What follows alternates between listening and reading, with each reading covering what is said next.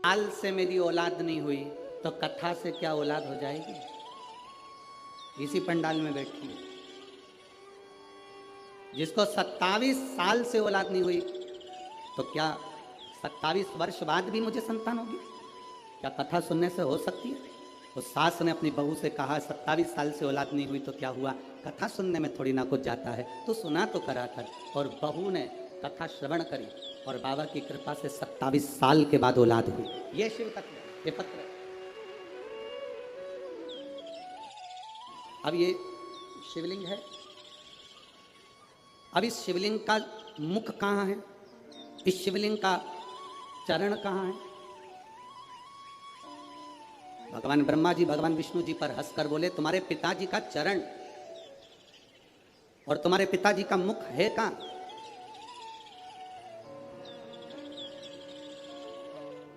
इस शिवलिंग का चरण कहां पर है?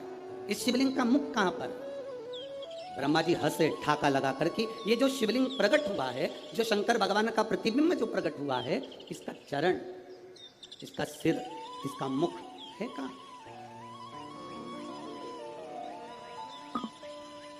ब्रह्मा जी जब हंसे तो भगवान विष्णु ने कहा, मैं नहीं जानता कि मेरे पिता का मुख कहाँ है, मेरे पिता का चरण कहाँ है, पर इतना जरूर कहता हूँ, भगवान नारायण कहते हैं, पिता का मुख, पिता का चरण, इससे मतलब नहीं होना चाहिए। मतलब होना चाहिए कि पिता की छत्र छाया हमारे ऊपर है कि नहीं है, मतलब उससे होना चाहिए। कहाँ चरण है, कहाँ मुख है, दोनों में वाद विवाद हुआ। भगवान ब्रह्मा जी ने भगवान विष्णु से कहा कि मैं आकाश में जाता हूं और भगवान शंकर का सिर देखकर आता हूं, तुम पाताल में। मेरा नाम पूर्वा पीयूष हिंगे है, मैं जूना सकरदरा सोलंकी वाड़ी में रहती हूँ। सही बोला है? हाँ ठीक है। मेरी लड़की कहीं बैठी हो, दुर्वा पीयूष सिंगे 4 साल की है, कहीं बैठी हैं? बेटी आई है साथ में, लिया उसको, लिया। मेरी बेटी दुर्वा पीयूष सिंगे 4 साल की, पेट में इसको दर्द रहता था, बहुत सारे डॉक्टरों को दिखाया, किसी को समझ में नहीं आया, दवाइयाँ लेते रहे। 10/7/2022 को रात में बहुत तेज पेट में दर्द हुआ तो इसको डॉक्टर के पास लेकर हॉस्पिटल भी गए। जिन डॉक्टर का इलाज करवाते थे वहीं पर लेकर गए, MRI करी तो मालूम पड़ा कि इसके पेट में 2 गांठ हैं। 2 गठाने पेट में थी, एक 5/8 की, एक 8/5 की। डॉक्टर ने कहा इसका ऑपरेशन करना पड़ेगा। ऑपरेशन के लिए इतनी छोटी सी बेटी के पेट में गांठ और कैसे ऑपरेशन करा? फिर भी डॉक्टर ने कहा इसकी गठाने बड़ी हैं, इसको निकालना ही पड़ेगा, उसको जांच हुई, गांठ निकलवाई। जांच में मालूम पड़ा कि इसको 3rd स्टेज का कैंसर हो गया। अब क्या करें गुरुदेव, इतनी बड़ी बीमारी आ जाने पर टेंशन हो गया परिवार में।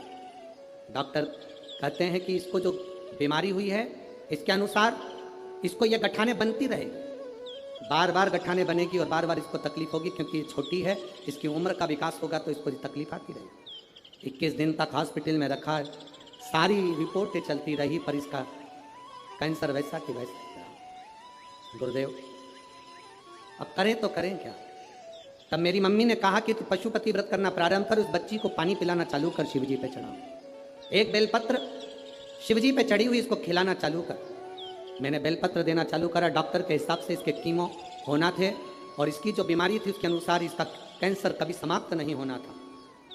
नागपुर के सारे डॉक्टरों ने कह दिया था कि इसका कभी समाप्त नहीं होगा, पर बाबा का मैं क्या गुणगान करूं गुरुदेव। डॉक्टर ने कहा था इसके कीमो पर कीमो होंगे, पर मेरी बेटी को 5 कीमो हुए, बेटी मेरी कांपने लगी। तब हमने डॉक्टर का बंद कर कर शिव जी पे चढ़ा हुआ जल देना प्रारंभ करा, बेलपत्र खिलाना प्रारंभ करी। जैसे ही डॉक्टर ने तीसरी PTC जांच प्रारंभ करी, PET जांच प्रारंभ करी, जांच करते से ही डॉक्टर ने कह दिया अब ना जाने इसके शरीर में क्या हो गया कि इसको अब कैंसर नहीं होगा और इसका कैंसर पूरी तरह से समाप्त हो चुका है। पर गूगल कितना भी गाड़ी को रास्ता बता दे, पर इंसान को सही इंसान बनने का तरीका कोई दूसरा धर्म नहीं, केवल सनातन धर्म ही बता सकता। कोई दूसरा धर्म नहीं बता सकता आपको। सनातन धर्म जो बताएगा वो दूसरा धर्म नहीं बता सकता। सनातन धर्म किसी का कत्ल करना नहीं बताता। सनातन धर्म किसी को बर्बाद करना नहीं बताता। सनातन धर्म किसी को गाली देना नहीं सिखाता।